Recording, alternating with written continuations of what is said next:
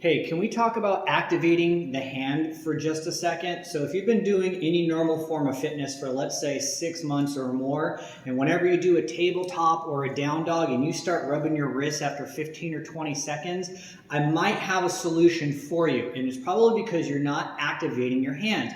If you've been doing fitness for 6 months or more and your wrists are still hurting doing a basic pose, basic not necessarily meaning easy per se, but foundational like a tabletop or a down dog, then there is something wrong or that you're missing, or maybe you're not hearing or listening to when your instructor is cueing you. Okay, so I see this all the time. I say, let's start off in a down dog. Fingers spread wide. Hands are active, and then everybody puts their hands down, and I've got this soft, limp biscuity kind of finger action, okay? And what I think the issue is that a lot of you are grounding the weight or rooting it into the heel of your palm instead of distributing it throughout the entire hand and fingers, okay? So to put this into perspective, have you ever tried walking around with your feet, your toes off the ground, like just walking around like on your heels, right? Like we've done it like little kids before, like you walk like this, right? Try walking like this. It actually doesn't feel very comfortable. I can feel all of my weight rooting into my heels.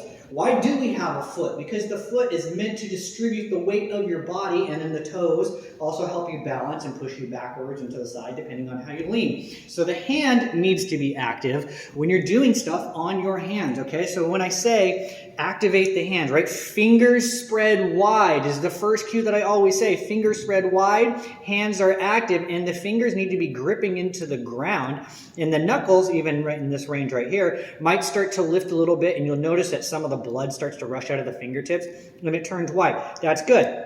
Okay, I'm activating the hand, but also this whole ring around my palm. It's almost like I'm trying to palm a basketball, and almost the center of my palm is actually lifting on the ground, lifting off of the ground. That is an active hand. It's almost like if I had like a little thumbtack underneath here, or a little Lego or something, and I knew I had to put my hand on the ground and take a bunch of weight, but I didn't want to stab myself in the middle of the palm. That's the kind of activation that I'm trying to ask of you, okay? So you activate those fingers, right, and the hand so that it is distributing all of the weight, so that way when you're in a tabletop shape and you have your weight stacked over your wrist, or maybe you're in a down dog, that as the energy comes down the arm, it's not like I'm trying to ground all of my weight into the heel of the palm like I just said earlier. No, I'm distributing all of the weight through the fingers into the outer ring of the palm, and then maybe I'm pushing the leg, okay? So take that as a quick tip. Try to understand that. Don't just watch this video once and be like, okay, I tried it, cool, I got it. No, you need to practice it and make sure that your fingers are active all the time.